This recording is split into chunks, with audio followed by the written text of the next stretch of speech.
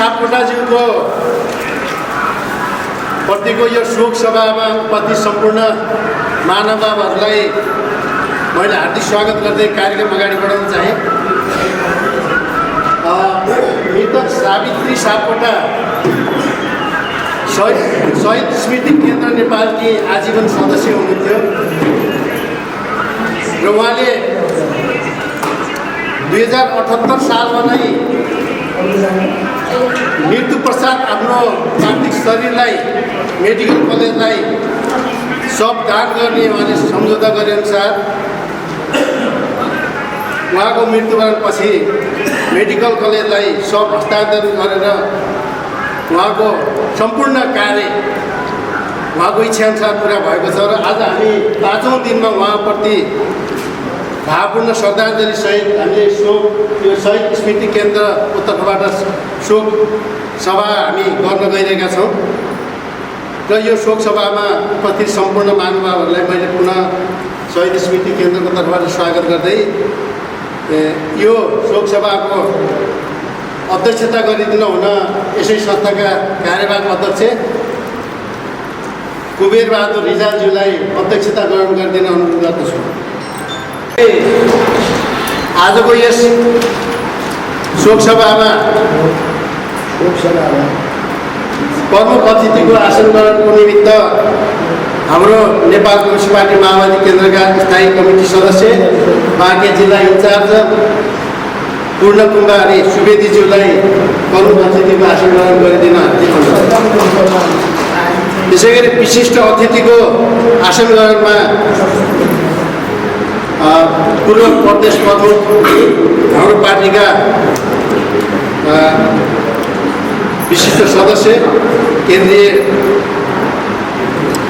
तिलक परियारज्यूलाई पनि विशिष्ट अतिथिको आसन ग्रहण गर्नको निम्ति अनुरोध गरे। त्यसै गरी अतिथि आसन ग्रहणको क्रममा त्यसै गरी नेपाल कम्युनिस्ट पार्टी माओवादी केन्द्रका केन्द्रीय सल्लाहकार हाम्रो पार्टीका नेता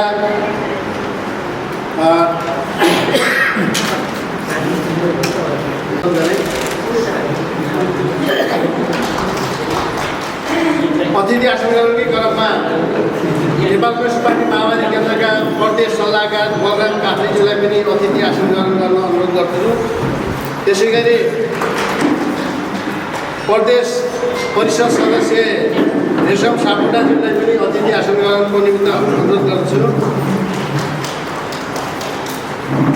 त्यसै गरी अनुरोध गर्छु।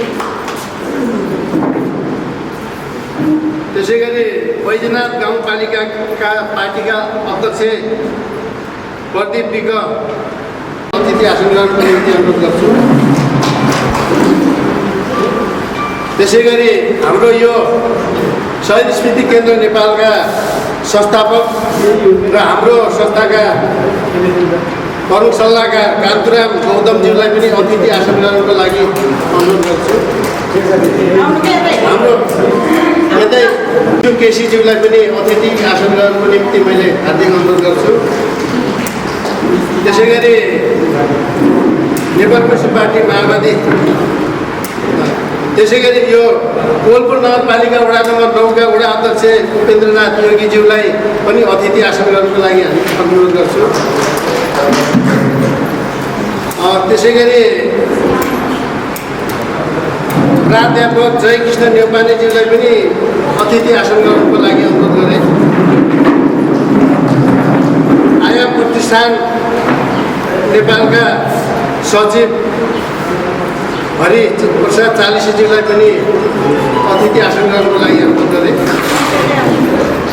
त्यसै गरी नेपाल कम्युनिस्ट पार्टी माओवादी केन्द्रका पार्टीका नेता गिरिधारी शर्माज्यू पनि आउनुभएको छ, उहाँलाई पनि मैले अतिथि आसन ग्रहणको निम्ति अनुरोध गर्छु। अतिथि आसन ग्रहणको क्रमलाई पहिलेलाई यही रोक्दै हाम्रो पार्टीका एकदम पुराना पाका हाम्रो पार्टीका धरोहर ठुलो समाजसेवी हाम्रो यो सिर्जना सहकारी संस्थाका अध्यक्षज्यू अध्यक्ष यो दशरथ बराजुजीज्यूलाई पनि मैले अतिथि आसन गर्नको निम्ति अनुरोध गर्दछु। बाँकी अरू अतिथिहरू आउनुभयो भन्दामा फेरि जोड्दै उत्सर्ग गर्ने महान शहीदहरूप्रति र आदरणीय सावित्री सापकोटाप्रति पनि हामी 1 मिनट उठेर मौन धारण गर्नको निमित्त म सबैलाई अतिथिज्यूहरूलाई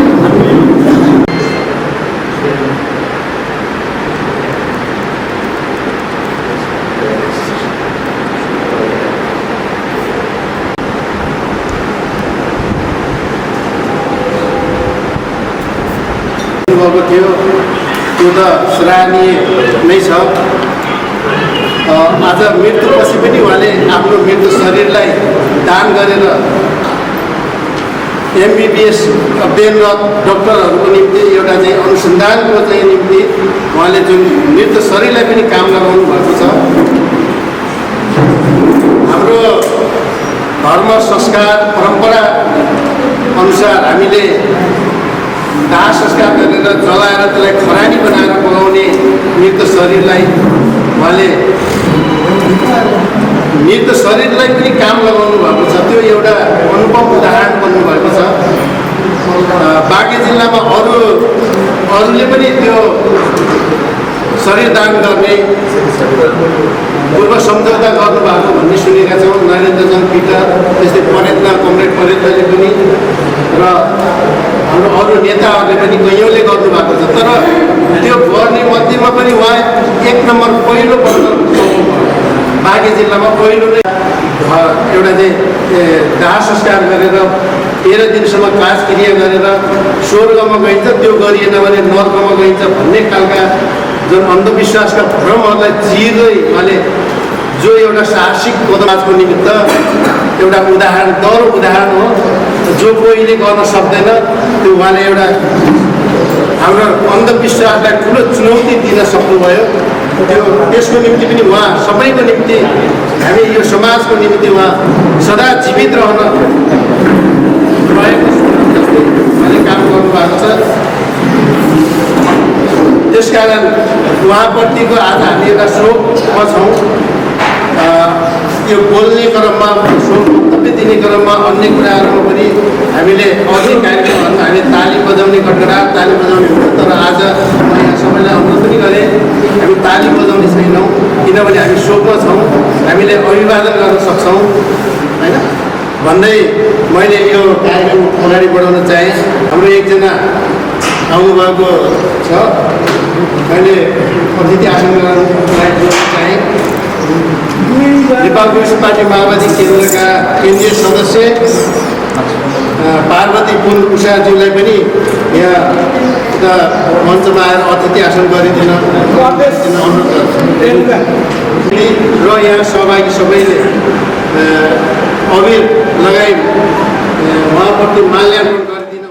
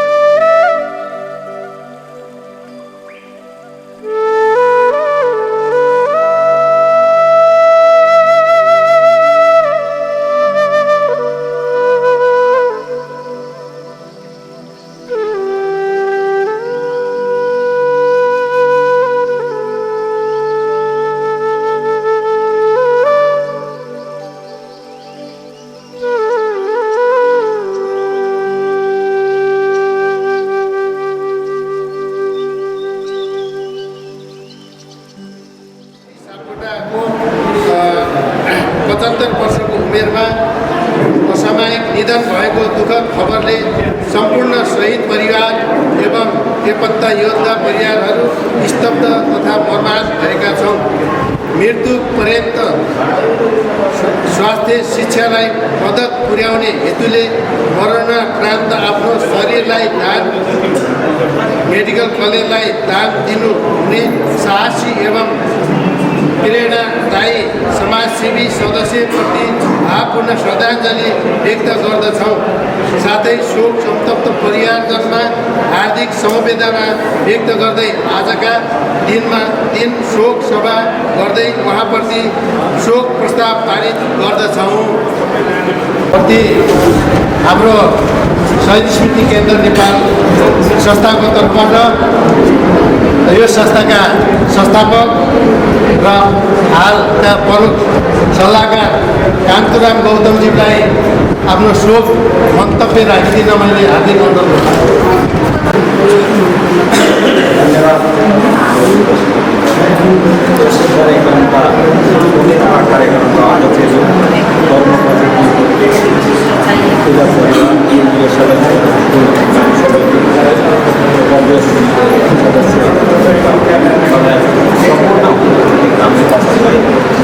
अभिवादन गर्न चाहे हिजो यो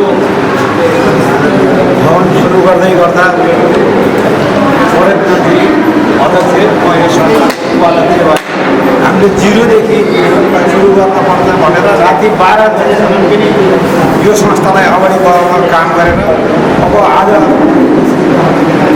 यहाँसम्म आइपुग्दा यो भवन आफै भयो भन्ने लाग्छ होला हजुरहरूलाई। यो ठुलो परिश्रम र ठुलो मेहनतपछि हामी यहाँसम्म आइपुगेका हौँ। यो पार्टीले अलिकति अहिले देख्दाखेरि यो स्थितिलाई हामीले सम्हाल्न सकेका छैनौँ। अलिक बेस्थिति भयो कि भन्ने महसुस मेरो लागेको छ, किनभने यो शहीद प्रतिष्ठान शहीदहरूकै नाममा जाइने बजेट जुनसुकै सरकार भए पनि यसमा परेर हामी सबैको मेहनतले सबै पार्टी शहीद परिवार सबै एउटा भेला हुने जम्मा हुने यसलाई अगाडि बढाउने शहीद परिवारको पनि केही व्यवस्थापन गर्न सकिन्छ कि सबै जमघट हुने तरिकाले बनाएको हो। तर अहिले हेर्दाखेरि हामी बाँकी जिल्लाका शहीद एकैचोटि जम्मा भएको रिकर्ड अहिलेसम्म छैन, किनभने सबैले थाहा हुनुपर्ने हो यो आजको दिनमा हाम्रो शहीदले माओवादीले कस्तो काम गर्यो। यो जनतामा पनि हाम्रो भिजन लागू हुनुपर्छ। कसैले गाली गरे हुन नामलाई माओवादी अहिले जनतामा जनमानसमा पनि अब्बलै भएर गएको छ। माओवादीले यो हाम्रो सिक्काको मृत आत्माले के देखायो भने माओवादी जिउँदा छँदा पनि त्यत्तिकै काम लाग्छ, मरेपछि पनि अझै चाहिने अब्बल भएर काम लाग्दो रहेछ भन्ने एउटा उहाँको इतिहासले हामीले चाहिँ यो बाँकी जिल्लाकै पहिलो यो चाहिने जीवनदान यो अत्यन्तै महत्त्वपूर्ण छ। त्यो भएको हुँदाखेरि हामीले उहाँको चाहिने मृतक आत्माको सबैले सम्मान गर्नुपर्छ, सम्मान गर्न सिक्नुपर्छ। अलिकति के छ भने यहाँ हाम्रो नेताहरू कदाकति लोभी पार्टी भएको हुँदाखेरि पार्टीलाई हामीलाई अलिकति आउनुपर्छ, अरूभन्दा छुट्टै हुनुपर्छ। हामी माओवादी भनेर हामी पार्टीमा लाग्यौँ। पार्टीमा हामी यहाँदेखि हिजो तपाईँको बाल कम्युनिस्ट हुँदै अहिले अब 60-65 वर्षको उमेर भइन्जेलसम्म हामी कम्युनिस्टै छौँ। हामी मार्क्सवादी माले एमाले माओवादी हुँदै, तर हामीलाई एउटा कुरामा कहाँनिर चित्त बुझेको छैन भने काङ्ग्रेस एमालेलाई हिजो देश बेचुवा भन्ने, जब एमसिसीमा बुझिसकेपछि हामीलाई पनि देश बेचुवा भन्छ है जनताले। अलिकति नेताहरूलाई हाम्रो अग्रजहरूलाई हामीले सजग बनाउनै पर्ने छ यो विषयमा। अहिले एमसिसी नगर्दासम्म हामी हब्बल थियौँ। जब हामीले एमसिसी पास गरिसकेपछि 3 सालले पनि देश बेचुवा हो भन्ने त्यो बिलले हामीमा भिरिएको छ। यो हाम्रा नेताले आत्मआलोचना गर्नै पर्छ। मैले अलिकति यसलाई यो शोक सभालाई अन्त्य लगे जस्तो महसुस भयो। यसलाई अन्यथा नलिनु होला, एउटा सुझाव हो। यो सुझाव हाम्रो माथि नेतृत्वसम्म पुग्नुपर्छ। यो हामी सबै सुध्रिनुपर्छ। हामी सबै बिग्रेका छौँ, सुधारेर लैजानुपर्छ। अब आजै काठमाडौँको आन्दोलन हेर्नुहोस् कत्रो प्रयास भएको छ। पार्टी अफिस जलाउनेसम्म हामीलाई आगो लगाउनेसम्म चाहिँ आँट भयो राजावादीहरूको, त्यो किन भयो त? हाम्रै कारणले भयो। यो हाम्रै गलत, हाम्रै नेताहरूको गलतले भएको हो। यस्तो नहोस्। फेरि हामी चाहिँ हिजो यो 17,000 हाम्रा जनता छोराछोरी मरेर रगत पगाएर ल्याएको गणतन्त्र हो। अब फेरि यो रात तुरुन्तै बदलिने, भोलि नै आउने भन्ने कुरो हुन्न। हिजो 17,000 मरेको थिए, भोलि लाखौँ जनता मर्न पनि सक्छन्। त्यसो भएको हुँदाखेरि हामी सबै कोही यता कोही उता, कोही माओवादी छोडेर बाहिर पनि भएका छन्। धेरै भए 8-10वटा टुक्रा भएका छन्। जति टुक्रा टुक्री भए पनि वाम कम्युनिस्ट भनी एक ठाउँमा मिलेर सबै यो ढिक्का भएर जाने भने यो शासन, यो व्यवस्थालाई अझै राम्रो बनाउन सक्नुपर्छ भन्ने भनाइराख्दै मृत आत्माको यो शोक सन्तप्त परिवारप्रति आफ्नो श्रद्धा व्यक्त गर्दै मेरो छोटो भनाइ यहीँ अन्त्य गरेँ। धन्यवाद, नमस्कार। हाम्रो पार्टीका नगर अध्यक्ष बलबहादुर भट्टराईलाई हार्दिक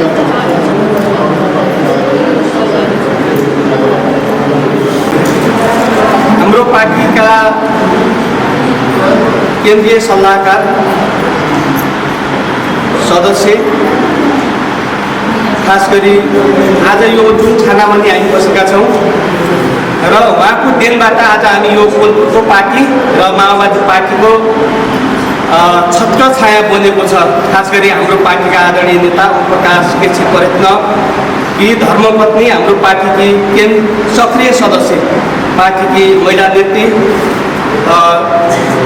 सावित्रा सापकोटाको 5औं दिनको पुण्यतिथिमा आयोजना गरिएको यो शोकसभा कार्यक्रमका सभाध्यक्ष, कार्यक्रमका प्रमुख अतिथि, हाम्रो पार्टीका सचिवालय प्रदेशका सदस्य, प्रदेश सल्लाहकार, पार्टी कोलपुर नगरका पदाधिकारी, नगर सदस्य, वडाका सबै सदस्य र यो कार्यक्रममा सहभागी तपाईँ सम्पूर्ण महानुभावहरूमा हार्दिक अभिवादन व्यक्त गर्न चाहन्छु। र सर्वप्रथम हाम्रो पार्टीको क्रियाशील सदस्य सावित्रा सापकोटाको आज 5औं दिनको पुण्यतिथिको यस अवसरमा पार्टी कोलपुर नगर समितिको तर्फबाट हार्दिक श्रद्धाञ्जली व्यक्त गर्न चाहन्छु। र हाम्रो पार्टीका आदरणीय नेता ओमप्रकाश केसी, उहाँका छोरा दीपक सापकोटा केसी लगायत सम्पूर्ण घर परिवारमा हाम्रो पार्टी कोलपुर नगर समितिको तर्फबाट गहिरो संवेदना व्यक्त गर्न चाहन्छु। खास गरी यहाँ संवेदना व्यक्त गरिसकेका छौँ। हाम्रो पार्टीको जीवनमा, खास गरी यो सामाजिक परिवेशमा, सामाजिक परिस्थितिमा हामीले एउटा नयाँ प्रकारको अनुभव र अनुभूति गऱ्यौँ। हामीले उहाँको शहादत भइसकेपछि पार्थिव शरीरलाई नेपालगञ्ज मेडिकल कलेज शिक्षण अस्पताल, हाम्रो जीवन मरेर गइसकेपछि कोही माटो मुनि गर्ने, कोही खरानी भएर जाने भौतिक शरीरलाई मृत्यु पश्चात पनि त्यसको अनुसन्धान र त्यसको खोजमा केही सहजता होस् भनेर उहाँले जीवनदान, सिङ्गो जीवनदान गर्नुभएको छ। खास गरी मरेर पनि बाँच्ने एकजना हाम्रो महान आमा सावित्री सापकोटा जो हामीले गुमाएका छौँ र उहाँको सिङ्गो परिवार, खास गरी हाम्रो पार्टीका अग्रज ओमप्रकाश केसी प्रयत्न, उहाँका छोरा दीपक सापकोटा केसी लगायत सम्पूर्ण घर परिवारलाई अपूरणीय क्षति त पुगेको छ र पार्टीलाई पनि हामीलाई निरन्तर रूपमा सल्लाह सुझाव र पार्टीलाई मार्ग निर्देशन गरिरहनुहुने एकजना अग्रज सदस्य गुमाएको यस सन्दर्भमा उहाँका अधुरा सपनाहरू, खास गरी उहाँहरूले चालेका अधुरा सपनाहरू, उहाँहरूले देखेको सपना पार्टीको तर्फबाट हामीले पुरा गर्नुपर्छ र कानुनी रूपमा, खास गरी कानुनी रूपमै आफ्नो जीवनलाई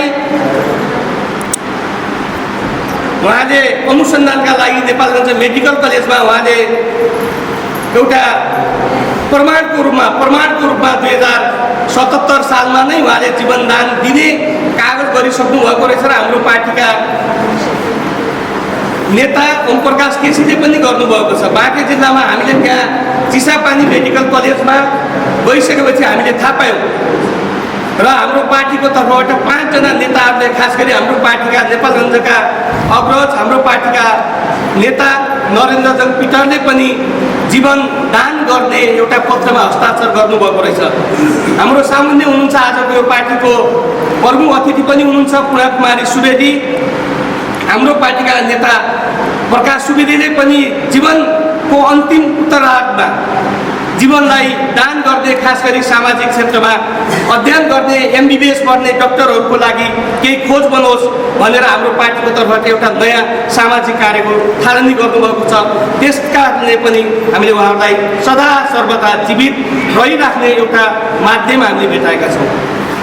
त्यस कारणले हामी सबै सामाजिक क्षेत्रमा केही न केही गरेर जाने त हुन्छ नै, बाँच्ने बेलासम्म, तर मरेर पनि समाजका लागि एउटा उदाहरणीय काम गर्ने र कामको बाटोको थालनी र त्यसको मार्ग निर्देशन गर्नुहुने हाम्रो पार्टीको अग्रज, हाम्रो पार्टीको सक्रिय सदस्य र महिला नेत्री हामीले गुमाउँदाको यो परिस्थितिमा हामी निकै पीडित छौँ, हामी मर्माहित छौँ, हामी दुःखी छौँ।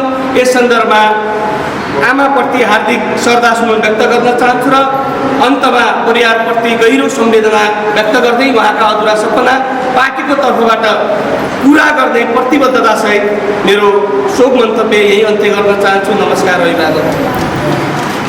अझै समाजप्रतिको उत्तरदायित्व, समाज परिवर्तनको निम्ति उहाँको भूमिका अझै पछिका दिनमा पनि रहनेछ भन्ने कुरा राख्दै पुस्तकमा यहाँ सबैलाई जानकारी पनि मैले गराउन चाहेँ।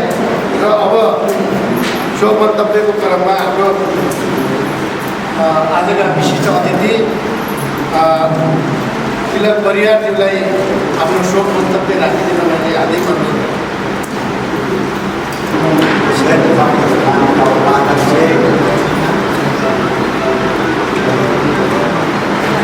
यस लोकसभा कार्यक्रमका प्रमुख अतिथि हाम्रो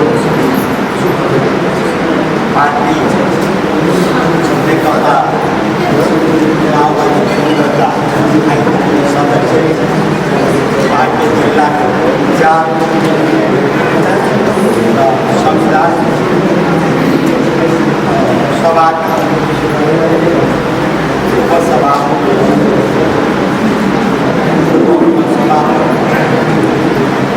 र मन्त्रमा आसीन हाम्रो प्रौढशाली पार्टीका केन्द्रीय सदस्यहरू र सम्पूर्ण यस सभामा सहभागी कमरेडहरूमा सर्वप्रथम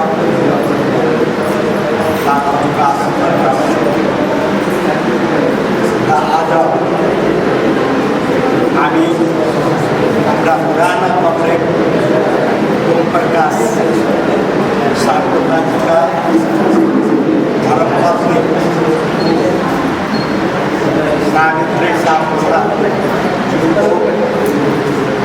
लोकसभा हामी गरिरहेका छौँ। प्रधानले उहाँ मृत्यु पश्चात मात्र हामी थाहा पायौँ र हामीले समयमा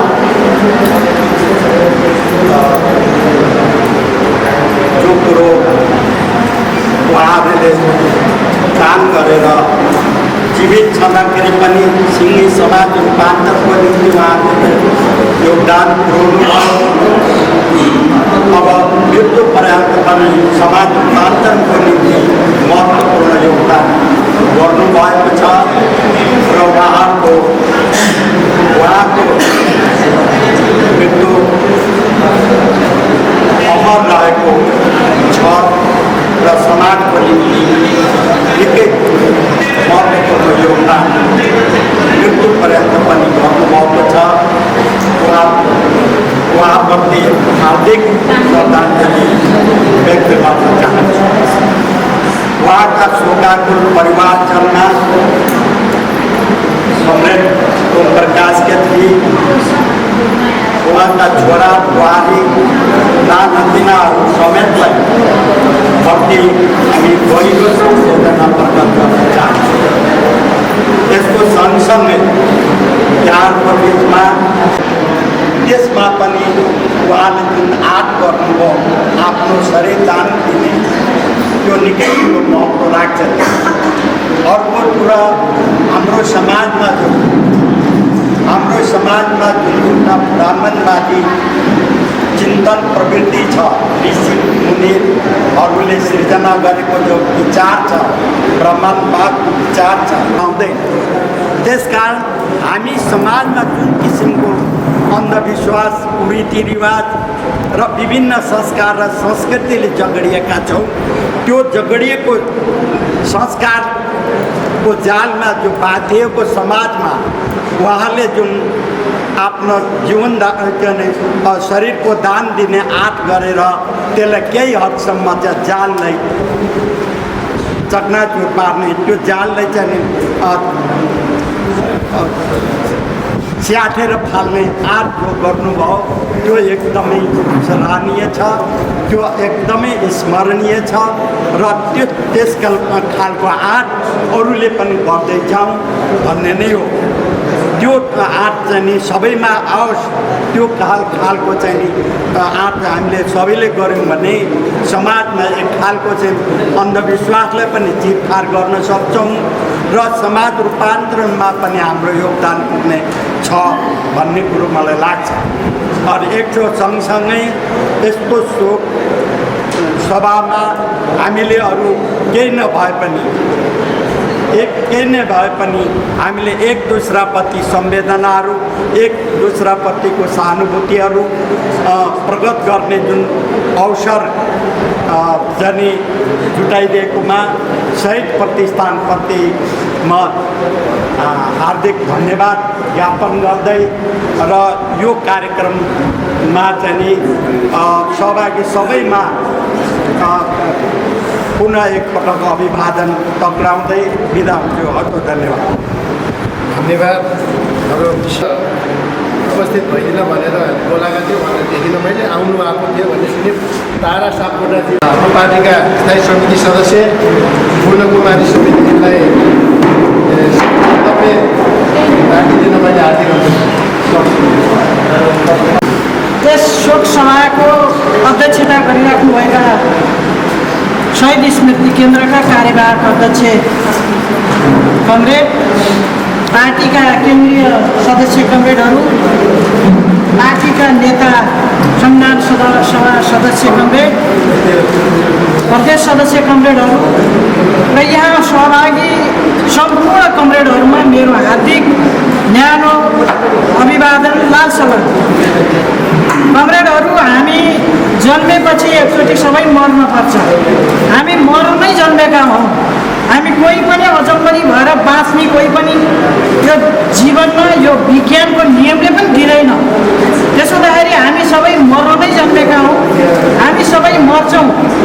र मर्ने कसरी, हाम्रो मृत्यु कस्तो त, हामीले समाजमा के छाप छोडेका छौँ, हाम्रो सामाजिक जीवनको इतिहासमा हामीले के योगदान गर्न सक्यौँ, समाज परिवर्तनको निम्ति, रूपान्तरणको निम्ति हामीले समाजमा के योगदान गर्न सक्यौँ, हाम्रो जीवन मरण, हाम्रो मृत्यु, हाम्रो सम्पत्ति भनेको हामी सबैको जिउँदो छँदाखेरि गरेका योगदानहरूको चर्चा इतिहासमा भोलिका पुस्ताले गर्ने गरी हामीले योगदान गरेको इतिहासको चर्चा हुनेछ।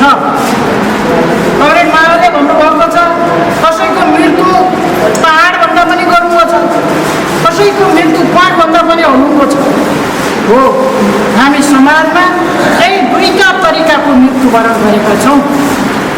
एउटा मृत्यु हामीले पाठभन्दा पनि हलुङ्गो मृत्युवरण गरेका छन् र एउटा मृत्यु हामी पहाडभन्दा पनि गरुङ्गो मृत्युवरण गर्न पुगेका छौँ। ती महान शहीदहरू आज पहाडभन्दा पनि गरुङ्गो मृत्युवरण गर्नुभएको छ, जसको बलिदानले आज यो परिवर्तन भएको छ, आज यो रूपान्तरण भएको छ, आज हामीले यो उपलब्धि प्राप्त गरेका छौँ। त्यसकारण महान शहीदहरू, चाहे त्यो राणा शासनमा हो, चाहे पञ्चायतमा हो, चाहे 10 वर्षको जनयुद्धमा होस्, ती महान शहीदहरूले बगाएको रगतको उपलब्धिमा टेकेर हामीले थप उपलब्धि प्राप्त गर्न खोजिरहेका छौँ। हाम्रा सम्पूर्ण अधिकारहरू अझै पनि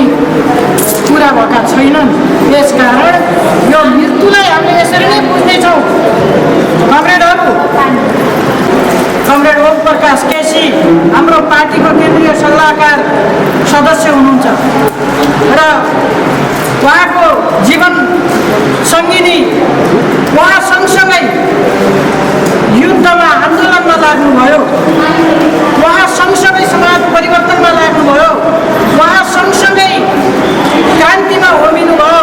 चाहे तपाईँको इन्डियाको भूमिका मतलब इन्डियामा पार्टीको प्रवासमा पार्टीको काम गर्दा किन नहोस्, चाहे त्यो कर्णालीको हुम्ला जुम्लामा सम्म उहाँ लौरो टेकेर पुग्नुभएको हो। त्यसकारण कमरेड प्रयत्न हाम्रो अभिभावक हुनुहुन्छ, उहाँको जीवन सङ्गिनी हाम्रो अभिभावक हुनुहुन्छ। मैले उहाँलाई पहिलोचोटि भेटेको बर्दियाको मैना पोखरमा हो। उहाँले बनाएको मिठो खाना मैले अहिले पनि बिर्सेकी छैन। उहाँ सबैलाई आऊ बस खाऊ जाऊ सबैको सेवा, सबैलाई माया गर्ने त्यो खालको चेतना थियो उहाँमा। यही चपरगढीमा आइसकेपछि पनि यहाँ हाम्रा 46 साल पछाडिका आन्दोलनहरूमा कमरेड प्रयत्नले धेरै सल्लाह सुझावहरू दिनुहुन्थ्यो र एकचोटिको आन्दोलनमा त उहाँ पनि सहभागी हुनुहुन्थ्यो। उहाँको घर बन्दै थियो, त्यही क्रममा आउँदाखेरि हामीलाई त्यस्तो सल्लाह सुझावहरू दिनुहुन्थ्यो र उहाँको जीवन यति महत्त्वपूर्ण रह्यो र उहाँले जिउँदो हुँदाखेरि पनि पार्टी, क्रान्ति, समाज सेवा र सबैलाई सहयोग गर्ने त्यो एउटा चेतना उहाँले निर्माण गर्नुभएको थियो र सँगसँगै उहाँले जुन अहिले यहाँ एउटा चर्चाकै विषय बन्यो, मलाई लाग्छ यो राष्ट्रियकरण त भइसक्यो, अन्तर्राष्ट्रियकरण भोलि हुँदै जाला र उहाँले आफ्नो छोरीलाई मृगौला दान गर्नुभएको छ। आफ्नो कान्छी छोरीलाई उहाँले योभन्दा 2 वर्ष अगाडि दुईटै मृगौला फेल भएको अवस्थामा आफूले आफ्नो जीवन जोखिममा राखेर आफूले जन्माएको सन्तानलाई युद्धमा पठाउनु भयो। सुनिता सापकोटा ज्वाइँ लेखनाथ शहीद हुनुभयो। एउटी छोरीलाई, अर्की छोरीलाई आफ्नो मृगौला दिएर बचाउनु भयो, छोरीलाई बचाउनु भयो। तर आफू मृत्यु पर्यन्त पनि सधैँ जीवित रहने, अमर रहने चेतना, त्यो व्यवहार, त्यो कार्य गर्नुभयो। आज सबैले चर्चा गरेको छौँ, हामी गर्वले हाम्रो छाती फुलेको छ।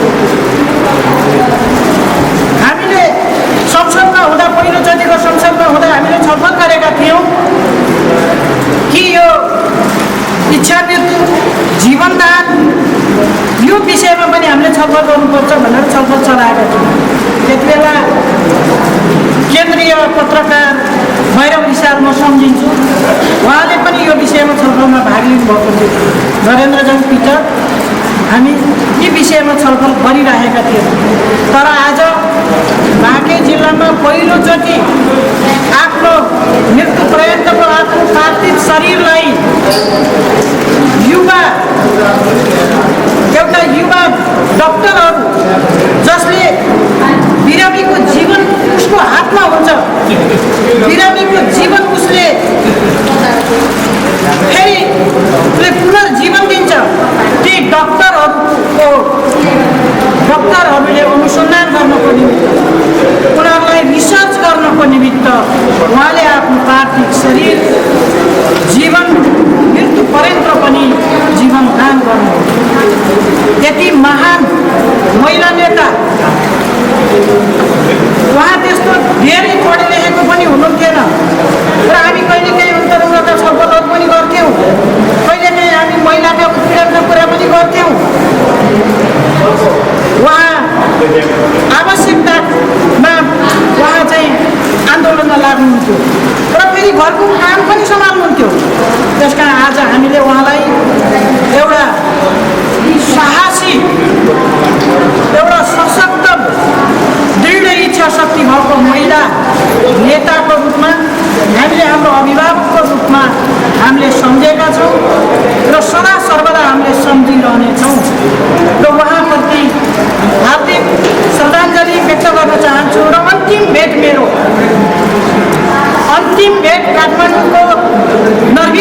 हस्पिटलमा एकछिन काठमाडौँको नर्भिक हस्पिटलमा उहाँ 215 नम्बरको बेड कि कतिमा हुनुहुन्थ्यो र म भेट्न जाँदाखेरि त्यो बेडमा उठाएर बसिएको अवस्था रहेछ, बसाउनु भएको अवस्था रहेछ।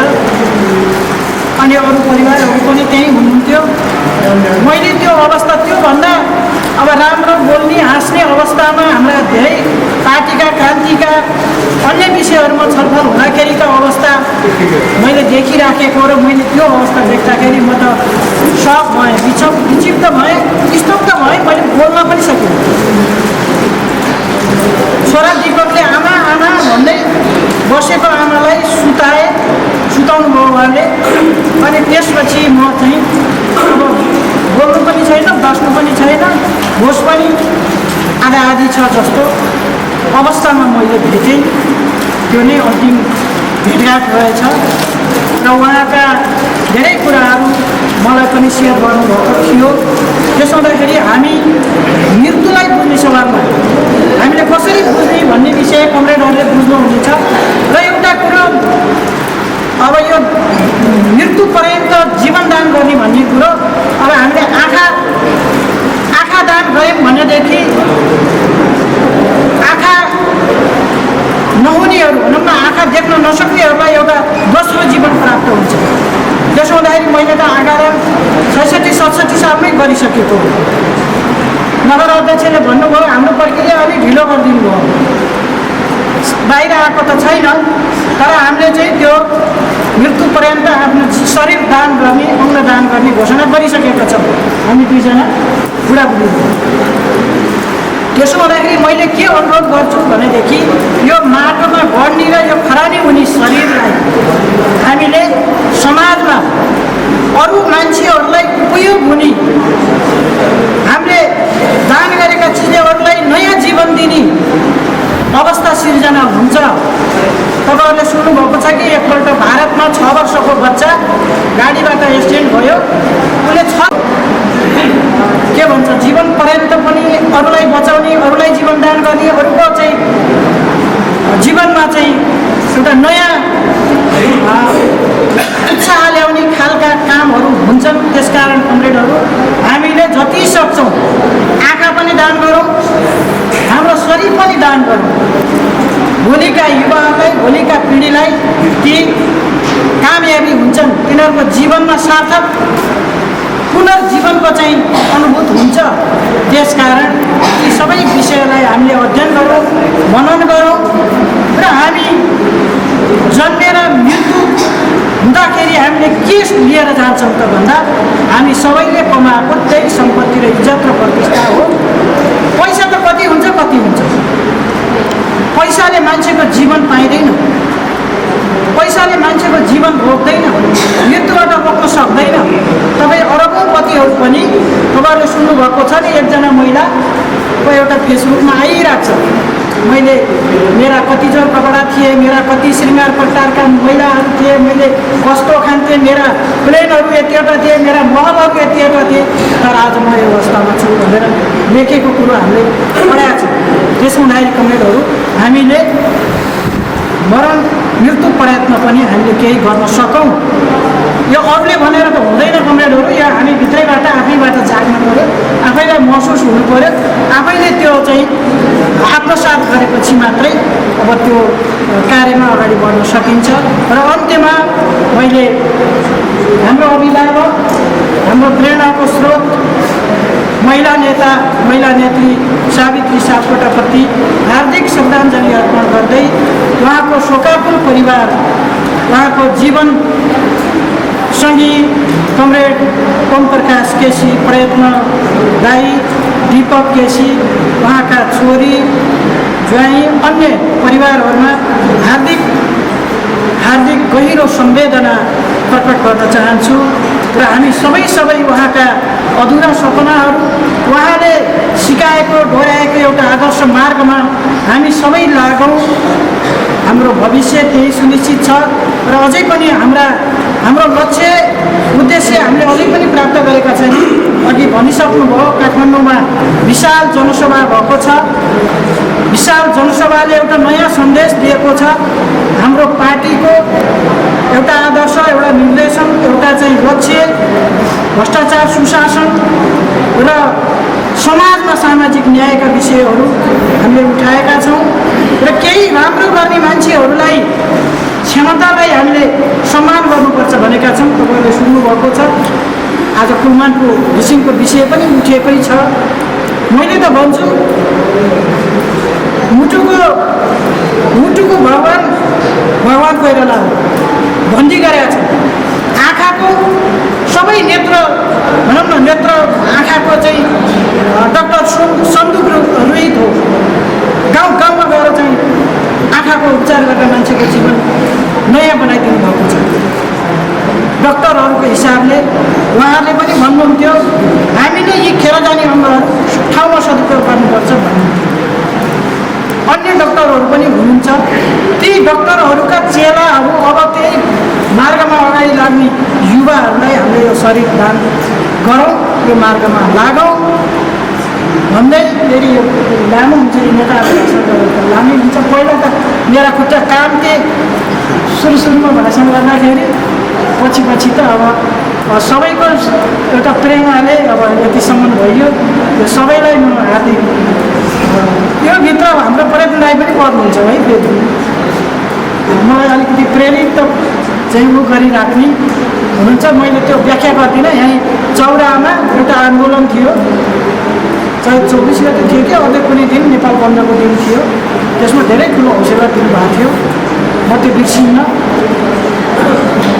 यति कुरा राख्दै उहाँहरूप्रति अब सावित्री कमरेडप्रति श्रद्धाञ्जली, परिवारमा गहिरो संवेदना प्रकट गर्दै बिदा हुन्छु। हस्त धन्यवाद। लाल सर धन्यवाद। महत्त्वपूर्ण भनाइ राख्दै म बिदा हुनुभएको छ। अब कार्यक्रमको अन्त्यतिर आइसकेका छौँ